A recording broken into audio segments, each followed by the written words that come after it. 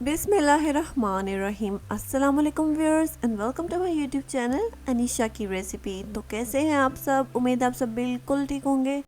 तो चलिए आज की रेसिपी के बारे में बात करते हैं। तो आज की वीडियो होने वाली है ईद स्पेशल दावत रेसिपीज, जो इतनी मज़ेदार होने वाली है कि देखते ही आप खुद को रोक नहीं पाएंगे। बिना भूख 3-4 प्लेट तो आप ऐसे ही खा जाएंगे। तो अब बिना कोई टाइम वेस्ट किए जल्दी से रेसिपी बनाना स्टार्ट करते हैं। तो सबसे पहले हम कबाब का जो मिक्सचर है वो रेडी कर लेते हैं। तो यहाँ पे मैंने कीमा लिया, कीमे में प्याज और ग्रीन चिलीज चॉप की हुई, ब्रेड क्रम्स और कुछ मसाले ऐड कर लिए। ये सारे मसाले आपने ऐड करना और अच्छे से मिक्स कर लेना है। जितने भी कबाब आप बाहर बाजार से लाकर खाना पसंद करते हैं वही सारे कबाब इस एक मिक्सचर से मैं आपको बना के दिखाऊंगी। तो अब यहाँ पे हमने बाइंडिंग के लिए घी ऐड कर लिया 1 to 2 टेबलस्पून। अच्छे से मिक्स कर लेंगे। और उसके बाद सबसे पहला कबाब जो हम बनाएंगे वो है सीख कबाब। तो उसके लिए सीख चाहिए होगी। ये सीख मैंने आपको घर में बनानी भी बहुत आसान तरीके से बताई है।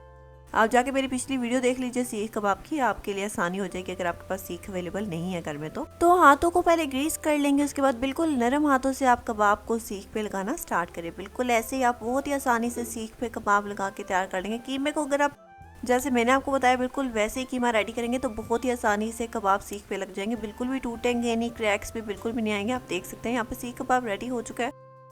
बिल्कुल ऐसे ही सारे सीख कबाब बना के रेडी कर लेंगे। अब हम बनाएंगे गोला कबाब। तो गोला कबाब के लिए आपने बिल्कुल थोड़ा सा पोर्शन कम लेना है, जितना आपने सीख कबाब के लिए उससे थोड़ा कम। बस आपने गोला कबाब में ये करना है कि आपने इसको स्प्रेड नहीं करना बहुत ज़्यादा। बिल्कुल ऐसे ही बहुत आसानी से गोला कबाब भी आपका बन के रेडी हो जाएगा। सारे कबाब बिल्कुल ऐसे ही रेडी कर लीजिए। गोला कबाब यहाँ पे मैंने सारे बना के रख दिए हैं और सीख कबाब भी सीख पे लगा के रख दिए हैं। अब चलते हैं अपने तीसरी जो हम बनाने वाले हैं वो है कोफ्ता। कोफ्ते बनाने के लिए आपको बिल्कुल भी कोई मेहनत नहीं करनी पड़ेगी। बस थोड़ा सा पोर्शन ले लीजिए, हाथों को अच्छे से ग्रीस कर लीजिए और बहुत ही आसानी से आप अपने जितने भी आपको साइज रखना है कोफ्तों का, आप उस हिसाब से कोफ्तों का साइज रखें। यहाँ पे कोफ्ते रेडी कर सकते हैं। बहुत ही आसानी से ये सारे कबाब आपने एक ही मिक्सचर से रेडी कर लेने और आप लोग को बिल्कुल भी ज़्यादा मेहनत करने की ज़रूरत नहीं पड़ेगी। और अगर आपने डिटेल वीडियो देखनी है कि आपने कीमा कैसे तैयार करना है, कौन कौन से मसाले ऐड करने हैं, तो वो मैंने पहले आप लोगों के साथ शेयर की हुई है। आप ये जितनी भी रेसिपीज मैं आप दावत में शेयर कर रही हूँ, आप इन सब रेसिपी की डिटेल रेसिपी वीडियो मेरे चैनल पे जाके देख सकते हैं अगर आपको कोई कंफ्यूजन रह जाए या कुछ समझ ना आए तो। और बिल्कुल ऐसे ही सारे कोफ्ते बना के रेडी कर लेंगे। बहुत आसान है, आप लोग को कोई मेहनत नहीं करनी पड़ेगी। ये जितनी भी रेसिपीज़ मैं आप लोग के साथ आज शेयर करूँगी आपके बहुत काम आएंगी। बहुत ही इंस्टेंट रेसिपीज़ हैं और जायका तो बहुत ही लाजवाब है इन सब रेसिपीज़ का। इन सब रेसिपीज़ में कोई भी एक्स्ट्रा मसाला वगैरह कुछ भी यूज़ नहीं करी। जो भी मसाले मैं यूज़ कर रही हूँ इन रेसिपी में वो नॉर्मल आपके किचन में इजीली अवेलेबल होंगे। तो अभी तक अगर आपको मेरी ये वीडियो पसंद आ रही हो तो जल्दी से चैनल को सब्सक्राइब कर दीजिए, वीडियो को लाइक कर दीजिए और ज़्यादा से ज़्यादा अपने फैमिली और फ्रेंड्स में शेयर कर दीजिए। और आप सबको मेरी तरफ से बहुत बहुत ईद मुबारक। खुश रहिए, आबाद रहिए और अपनी दुआओं में मुझे ज़रूर याद रखिएगा। ईद के मौके पे आप सब ने बहुत सारी डिशेस बनाई होंगी यकीनन। तो अगर आपकी कोई ऐसी फेवरेट डिश है जो आप लोग को बहुत पसंद है तो मुझे कमेंट बॉक्स में ज़रूर बताइएगा अपनी फेवरेट डिश। और अगर आपकी किसी खास रेसिपी की फरमाइश हो तो मुझे कमेंट बॉक्स में ज़रूर बताइएगा। मैं इंशाल्लाह ज़रूर ट्राई करूँगी कि वो रेसिपी भी जल्द से जल्द आप लोग के साथ शेयर करूँ। तो यहाँ पे सारे कोफ्ते बना के मैंने रेडी कर लिए। अब हम इन सब जो हमने कबाब बनाए थे उनको फ्राई कर लेते हैं। सबसे पहले मैंने कोफ्ते फ्राई होने के लिए रख दिए। बिल्कुल मीडियम टू लो फ्लेम पे इन सब कोफ्तों को कबाब को फ्राई करके रख लीजिए। हमने बाद में इनको मसाले में ऐड करना है तो बहुत ज़्यादा फ्राई नहीं कीजिएगा, अदरवाइज हार्ड हो जाएंगे, सख्त हो जाएंगे कोफ्ते, नरम और जूसी बिल्कुल भी नहीं रहेंगे। तो अब आप देख सकते हैं कोफ्ते फ्राई हो चुके हैं। अब उसी ऑयल में हम गोला कबाब ऐड कर लेंगे जो हमने मैंने बना के फ्रीज़ कर लिए थे ताकि थोड़ी जो शेप है इनकी वो होल्ड रहे और ये बिल्कुल भी ख़राब ना हो। तो यहाँ पे गोला कबाब भी फ्राई करनी है, बहुत ज़्यादा फ्राई नहीं किया, आप देख सकते हैं। बिल्कुल ऐसे ही आपने सब कबाब को फ्राई करके रख लेना ताकि बाद में आप साथ साथ मसाला बनाते जाएं और आपको बिल्कुल भी कोई परेशानी ना हो, ऐड कर सके साथ साथ। अब यहाँ पे मैं सीख कबाब फ्राई कर रही हूँ। इनका मसाला वाली वीडियो भी मैंने आप लोगों के साथ पहले शेयर की हुई है सीख कबाब की, अभी रिसेंटली ही ईद पे। तो वो जाके आप ज़रूर देखिएगा, आपको बहुत पसंद आएगी।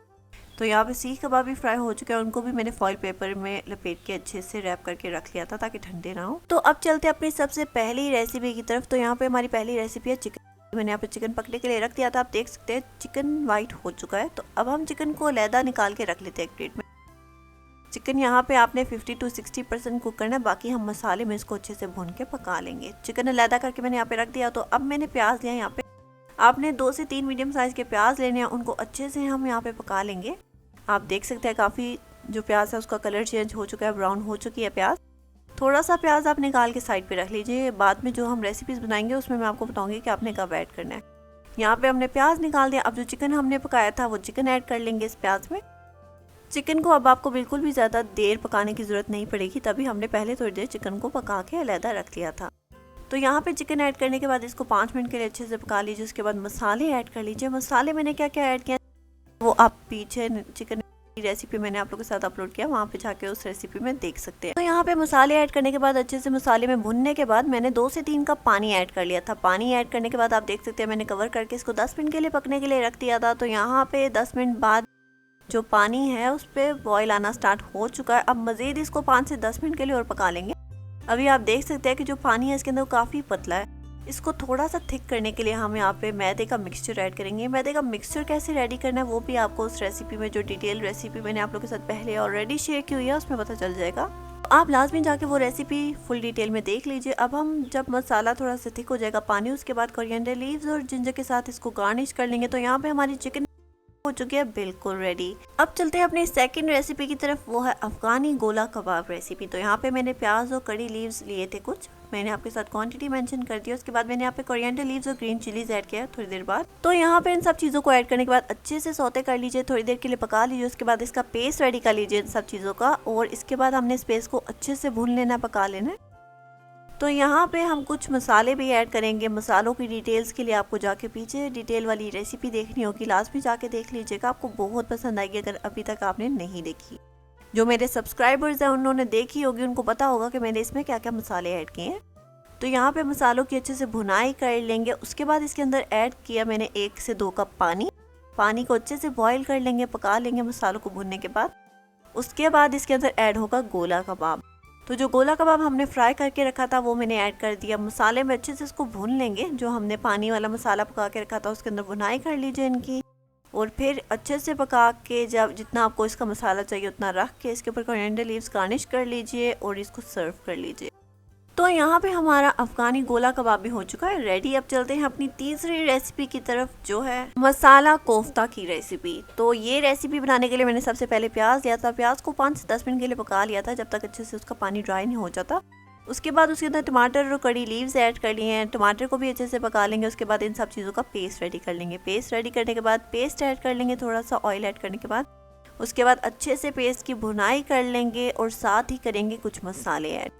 मसालों के लिए आपको जाहिर सी बात है पीछे जाके वीडियो देखनी पड़ेगी। अगर आपने देखी होगी तो आपको पता होगा कि मैंने इसमें कौन कौन से मसाले ऐड किए। तो यहाँ पे मसालों की अच्छे से हमने कर लिया भुनाई। अब इसके अंदर कोफ्ते ऐड कर लेंगे जो हमने फ्राई करके रखे थे। कोफ्तों को अच्छे से मसाले में भून लेंगे। बहुत ही ज़्यादा जूसी और मज़ेदार ये कोफ्ते बन के तैयार होंगे। आप देख सकते हैं कि आपको देखते ही मुंह में पानी आ जाए, बिल्कुल ऐसे ये कोफ्ते आपको नज़र आ रहे होंगे। तो यहाँ पे आप कोफ्ते अच्छे से भुनने के बाद गार्निश कर लीजिए, और यहाँ पे हमारा ये मसाले कोफ्ते हो चुके हैं बिल्कुल रेडी। अब चलते हैं अपनी 4वीं रेसिपी की तरफ, जो है मटन मसाला कढ़ाई। उसके लिए मैंने यहाँ पे मटन वॉश करके रख लिया था, कुछ खड़े मसाले और प्याज ऐड किया, पानी ऐड किया और उसको पकने के लिए रख दिया था कुकर में। तो अच्छे से यहाँ पे मटन हमारा गल चुका है, पक चुका है। तो अब मटन को अलहदा करके रख लीजिए, और जो स्टॉक है इसका वो अलहदा करके रख लीजिए, बाद में आपको काम आएगा। तो अब इन सब चीज़ों को अलहदा करके रख लीजिए ताकि आपको बाद में कोई परेशानी ना हो। तो यहाँ पे मैंने प्याज को पकने के लिए रख दिया था। आप देख सकते हैं कि प्याज लाइट गोल्डन हो चुका है। तो अब इसके अंदर मैंने टमाटर ऐड कर दिया, 1 से 2 टमाटर ऐड कर लीजिए, अच्छे से पका लीजिए।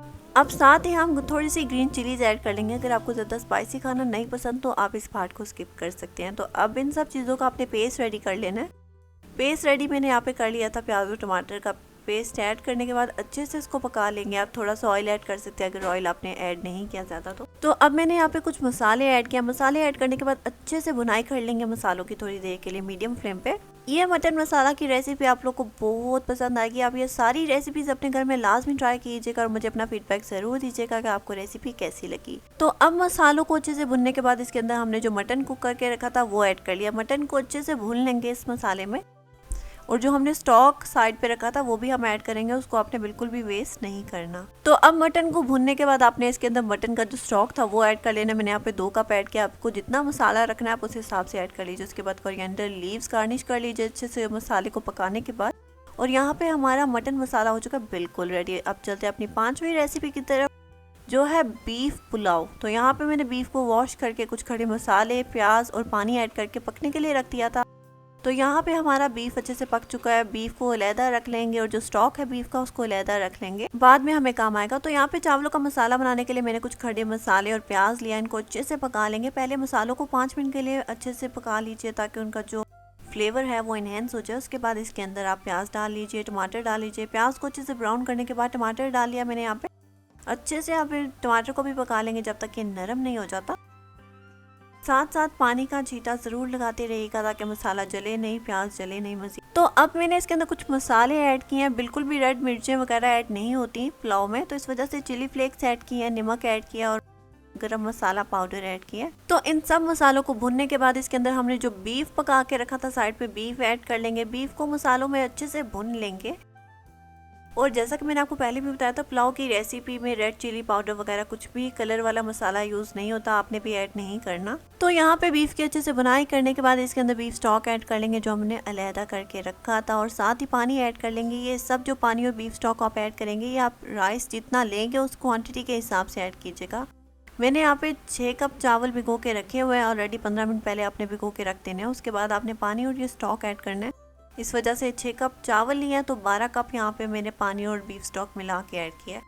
تو یہاں پہ جب پانی اچھے سے ابل جائے اس کے اندر آپ نے چاول ایڈ کرنے جو آپ نے بھگو کے رکھے تھے, اور چاولوں کو اچھے سے پکا لیں گے. جب پانی ڈرائی ہو جائے گا تو آپ نے اب چاولوں کو دم دینا ہے. آپ گارنش کر لیجئے, جو ہم نے پیاز نکالا تھا فرائی وہ اب گارنش کر لیں گے چاولوں پہ. گرین چلیز اور کورینڈر لیوز گارنش کر لیجئے اور چاولوں کو دم پہ رکھ دیجئے 15 منٹ کے لیے. 15 منٹ بعد چاول ہو جائیں گے یہاں پہ بالکل ریڈی. ایک ایک چاول کا دانہ کھڑا کھڑا بنے گا اور بہت ہی جوسی یہ بیف پلاؤ بن کے ریڈی ہوگا. آپ سب کو بہت پسند آئے گا.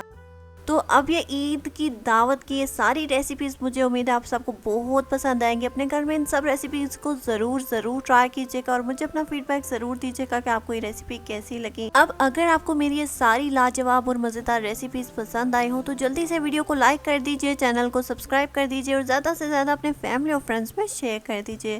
آپ لوگ انجوائے کیجیے ان مزیدار ریسیپیز کو, اور میں ملتی ہوں آپ لوگوں کو نیکسٹ مزیدار ریسیپی کے ساتھ. تب تک کے لیے اللہ حافظ.